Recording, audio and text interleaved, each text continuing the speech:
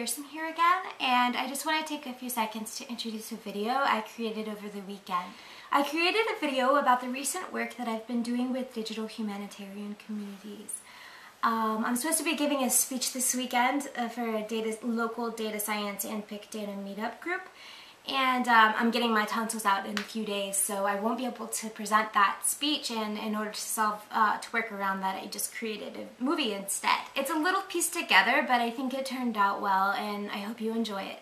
I also wanted to talk about our work in the digital humanitarian space and how that fits together with the big data movement.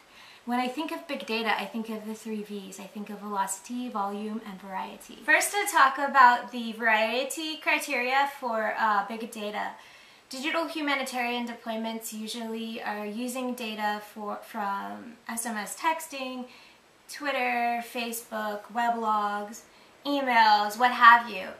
So that's a lot of variety. Yeah. As far as velocity and volume, all one really needs to do to qualify those criteria is to look at some crisis events and the data that streamed from events like the earthquakes in Japan. During that event, there were about 6 million tweets generated per day for the first 3 days after the catastrophic earthquake. So that's 18 million. You have to think that if we're looking at like 4 or 5 different sources with that much velocity, that creates a huge volume of data for us to work with during the course of the deployment. So I definitely think that we have the variety, velocity, and volume of data to qualify as a big data application.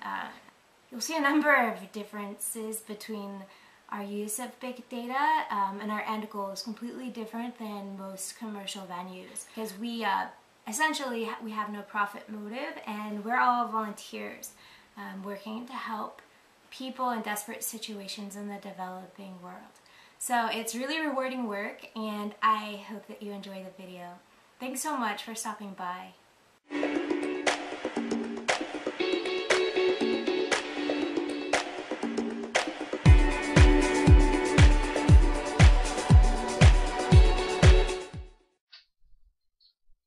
I want to start off the day talking about Ushahidi because Ushahidi is the most widely used digital humanitarian response platform. It was created in 2008 as a response to the post-election violence that occurred in Kenya that year. And Ushahidi was designed to take live data in the wild, data submitted through text, tweets, or emails in most cases. Ushahidi was designed to take data from other sources, but text, tweets, and emails is the most popular way of submitting data to the Ushahidi platform. And Ushahidi utilizes crowdsourcing and microtasking. So essentially what you have with Ushahidi is you have a crowd of volunteers broken up into separate teams. And the data is submitted by citizens and people on the ground in the area being monitored. And the data goes to the verification team, who then approves the data and verifies it and separates it into the various data categories. The data is then sent on to the geolocation team and the mapping team. And the geolocation team either tries to locate the nearest, tries to kind of locate where the data came from as far as a regional center, or if we're lucky, the data will come with latitude and longitude. Once the data has been geolocated, it goes over to the mapping team where volunteers add the data to a crowd map application within Ushahidi. Lastly, the data goes over to the analysis team where volunteers sift through the data and try and find insights about what's happening, where, what data is most critical to the safety or is most critical to the event being monitored. And then the end result is this data is the maps and analysis are then analyzed for insights and sent back to teams on the ground in the areas where the area being analyzed, if that makes sense. Sorry. So one of the main features about Ushahidi was that it was designed for short-term monitoring of crisis events or events that could potentially become crises, like the election event in Kenya. So you get a lot of natural disaster monitoring, conflict monitoring, and election monitoring through the Ushahidi platform.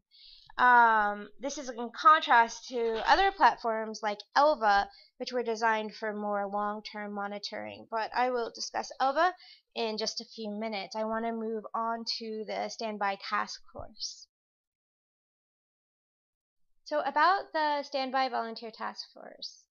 The Standby Volunteer Task Force was created in 2010 as a result of the desperate situations that occurred in the Haiti earthquakes and the earthquake in Chile, the floods in Pakistan that year. 2010 was a really bad year, and a group of volunteers from crisis members got together and decided to create the task force as an organization of digital volunteers for humanitarian response.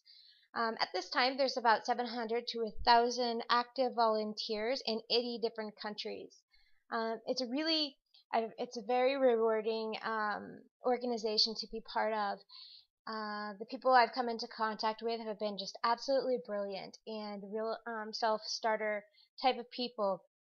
Another really cool thing about projects and deployments with the Standby Task Force is that since the volunteers are located in 80 different countries, we can basically work on projects around the clock, and we just pass things off to one another.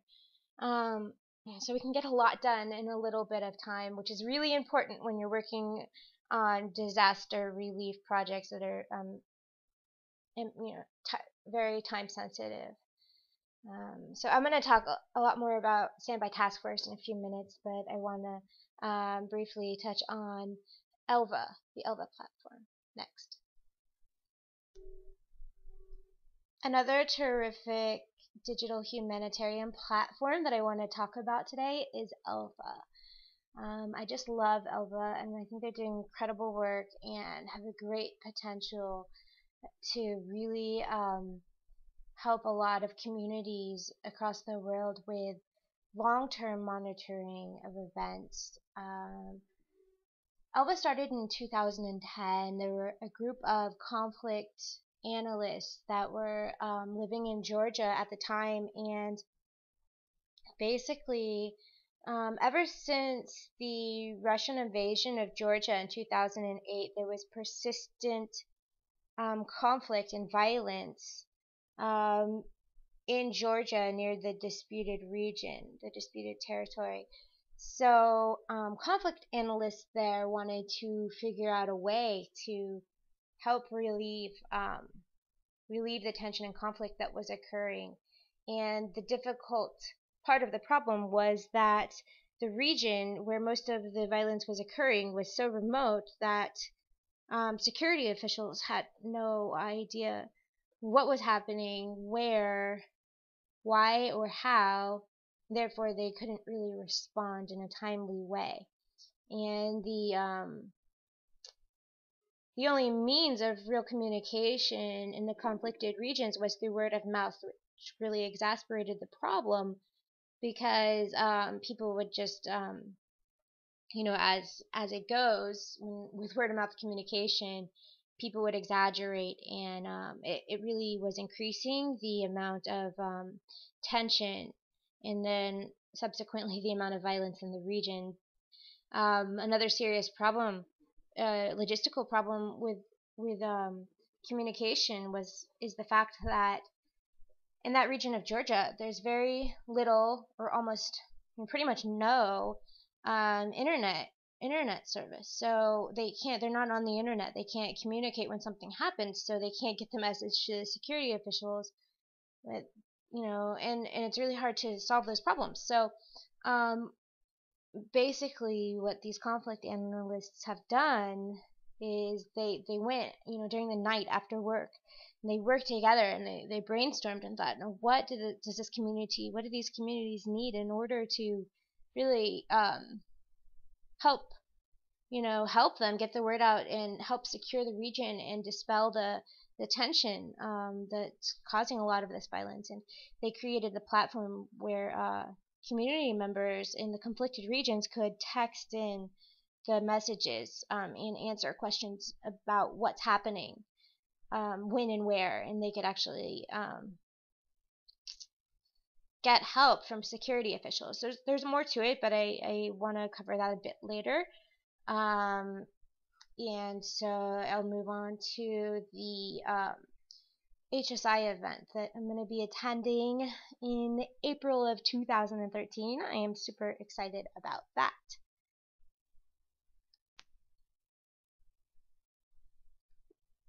Okay, so HSI stands for Humanitarian Studies Initiative, and it's part of the Harvard Humanitarian Initiative.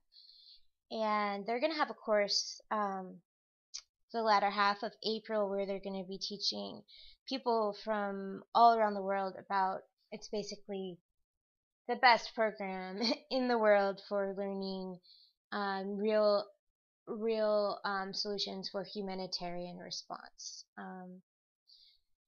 So I'm going to be going up there as a volunteer with the Standby Task Force, and I'm basically going to be helping with the humanitarian technology deployment during the simulation. So that should be a lot of fun. We're gonna we think that the scenario is going to be a natural disaster occurring in Africa, and we'll be camping out all weekend and basically passing data out to the Standby Task Force volunteers and trying to get some open source intelligence about what's happening on the ground in our simulation, and just kind of test out the methods that that we've all been working with and learning, and try and just improve our skills and learn from the other humanitarians that will be involved in the project. So that should be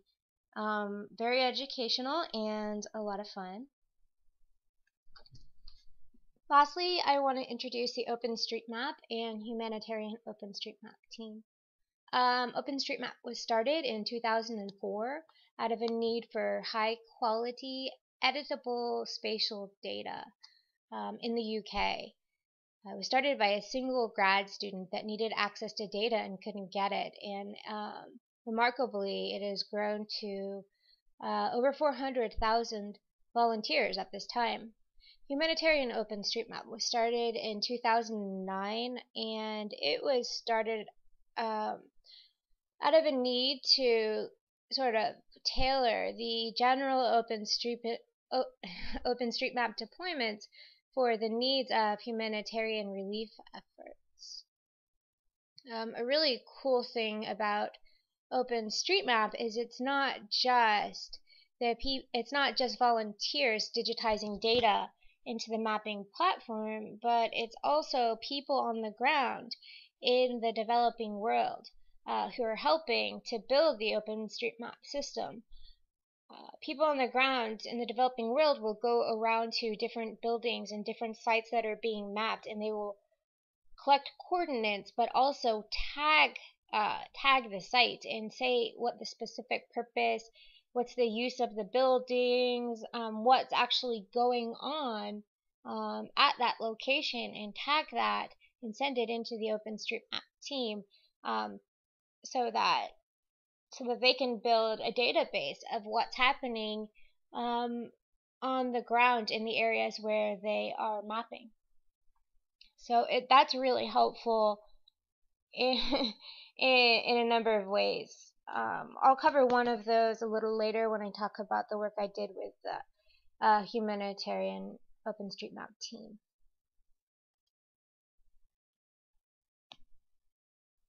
But for now, I want to jump back to the Standby Volunteer Task Force and talk about the remarkable ways that they coordinate their projects and deployments.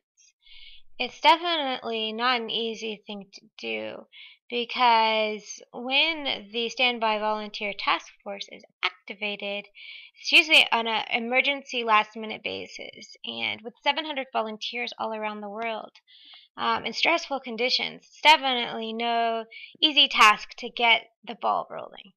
What Standby Task Force has done is they created a social platform using Ning, and that platform functions much like Facebook, where you can make friends and join groups, and also receive training. They've got most of their training documents are posted there, so whatever you need to do with the standby task force, you can pretty much figure out how to do that for yourself by reading the training documents. It's really fantastic.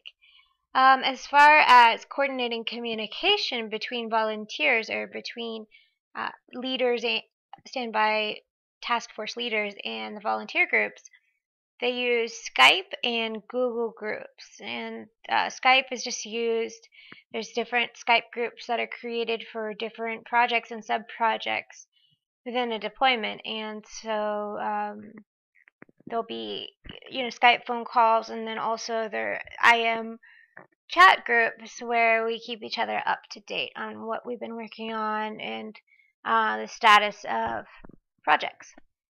Google Groups is also used to coordinate the status of projects and kind of just keep a running stream. We work together, so one person will do something, and then the rest of us will check the work and make comments on it or do live editing, and we just kind of work collaboratively to get tasks taken care of. Two cool new tools that I've learned about since I started with the task force are Doodle and Asana. They use Doodle to schedule meetings. So it's pretty cool because what happens is whoever's organizing a meeting will offer a number of times when the meeting can be held, and then send the invitation out to all the invitees and ask them to mark every time slot they're available. And inevitably, there's always, in theory, there should be at least 1 or 2 time slots where everyone that's invited would be available. So it helps to coordinate timing of meetings. And then there's Asana. I really like Asana. It's used for it's a project management tool. I'm not sure if y'all are familiar with it, but you basically can coordinate tasks and keep up with the status of what your colleagues are doing or have done with respect to the tasks you're working on together. So that's another really cool tool. So I wanted to move on and just show you what it looks like. What is the output of a standby volunteer task force deployment on the Ushahidi platform? And I went and recorded a video of that from the work they did for the Chilean earthquakes in 2010. And I'll get that going now. Now this is just a real quick video that you can watch on the Ushahidi platform, and it basically shows the time series events that occurred in the Chilean earthquakes of 2010.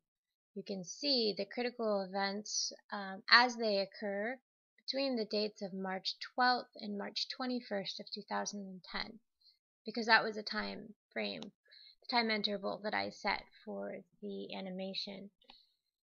You press the play button, and then you can also see the analytics as they change over time.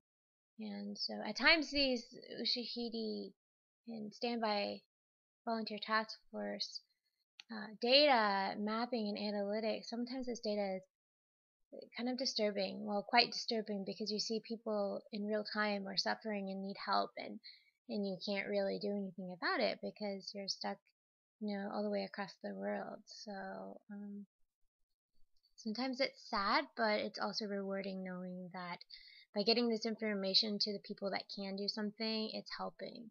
It's helping overall. So I want to move forward and just show you a bit about the work that I did with Ushahidi on a project called Uchaguzi. And Uchaguzi was for the Kenya election monitoring of 2013, just happened about a month ago. And Standby Volunteer Task Force didn't participate in Uchaguzi, but they didn't keep their volunteers from helping out on the side. So that's what I did, and I just wanted to take a minute to walk you through what I did with the data that I got from the Ushahidi platform, and then what the end result of the net project that Uchaguzi did, what that looks like. So I'll get that going for you now here. Okay, so I'm just going to take a second to talk about what I did with some of the data that I got from the Ushahidi platform and the Uchaguzi project. So I worked on the deployment on March 4th, and I started at around, where was it, about 6 or 7 p.m. And I wasn't actually, I downloaded just a 2 or 4 hour interval of segment of reports, but I ended up getting 2,686 reports from the entire day. So what I actually had to do was just upload it into MySQL and kind of query out the data according to category and subcategory. With that much data, see, I was trying to analyze it and find insights about what was happening where and map it and everything. So, and I only had a few hours. So I was hoping to only work on the project that night, maybe 4 hours. So in that time, let's see, I worked on it almost 8 hours, but in that time I was able to analyze the reports for the polling station administration, and there were 525 reports out of the approximately 2,500 reports from that day. 525 of them were for the polling station administration information, and basically I just queried those out and created dashboards and maps for what types of alerts and problems were going on associated with the polling station administration. I used SAP Dashboard Designer, and I used Esri,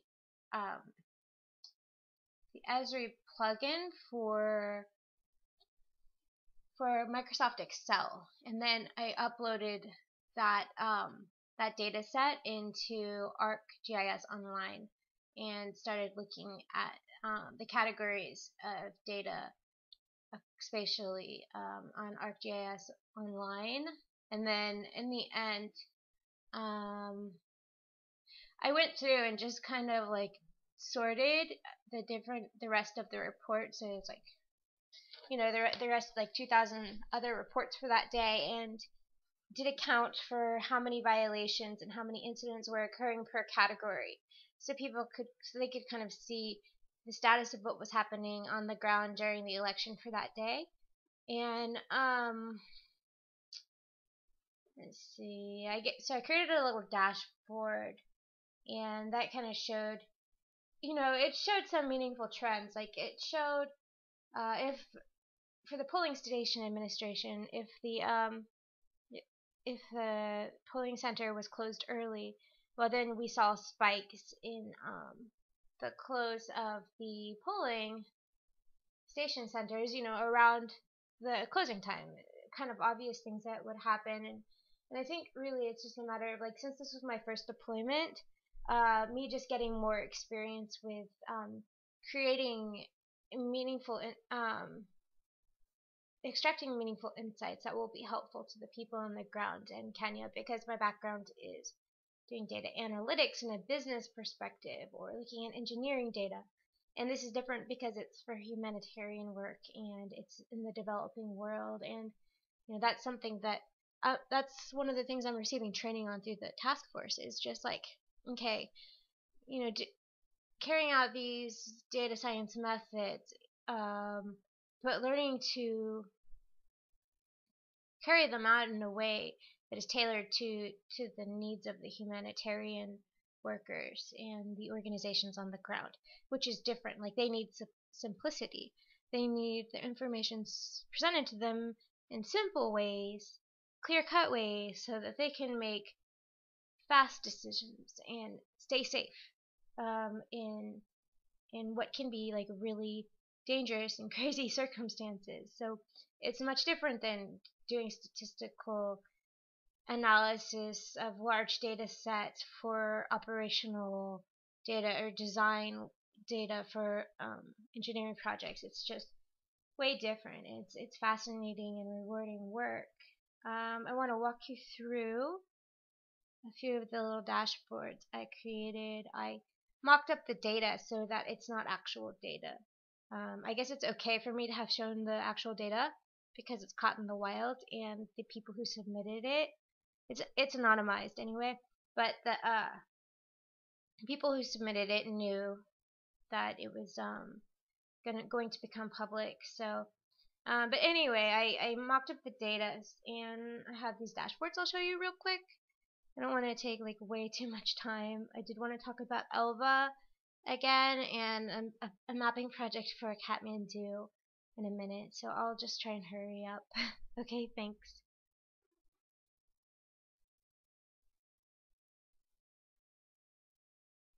So this is a mock-up of the Kenya election monitoring polling station administration dashboard that I created, and basically it's just like a pie chart that shows the different types of incidents, the ballot, for example, ballot boxing irregularities, inadequate voting materials, polling station closed early, like I was saying. And so you can see the counts on these instances, and then also see when, on the bottom, see when in the day these instances were occurring the most, and try and use this to figure out exactly why things are going the way they are, and if there's anything that we need to look out for procedurally in the election monitoring, because a lot of the Kenya election monitoring was about ensuring fair elections, ensuring that the elections are fair. So, okay, I want to move on to the security incidents dashboard that I created for Uchaguzi as well.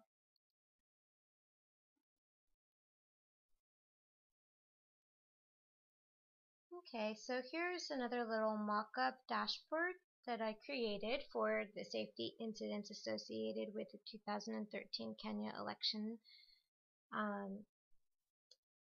You can see here I'm just kind of showing the different incidents that occurred according to the classification. Have they been verified? Have they been improved? And those are both measures of the work that was done in the micro-tasking tool in Ushahidi, and the status of the reports, how much of them were actually verified. And you can see over to the right, you get a more lengthy description of exactly what was happening with the incidents. That's pulled up as you mouse over. The whole top graph is driven by the bottom graph, which basically has the subcategories of incidents broken up by type, like violent attacks and presence of weapons, armed clashes, ambushes. If you can imagine, this sort of thing happens during an election. In this day and age, it does. And so Uchaguzi, the Kenya election, is just one instance of how difficult the election process can be in a lot of the developing countries. So Yeah, that's what I got for the safety incidents dashboard.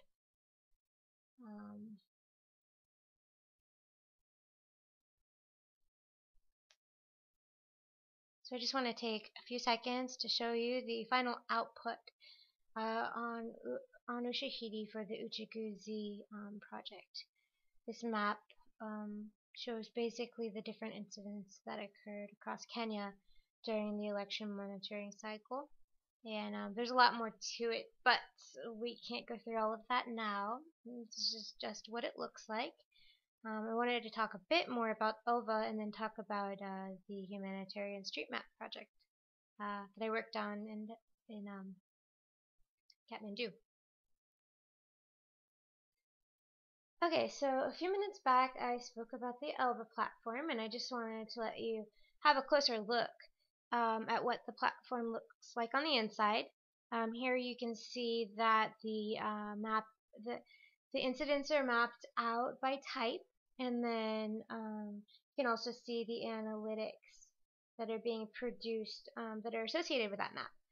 And the data, most of the data that's coming into the Alpha platform is coming in through SMS text messaging. So it's a live data feed, and they've been capturing data since 2010 for at least for this Georgia conflict.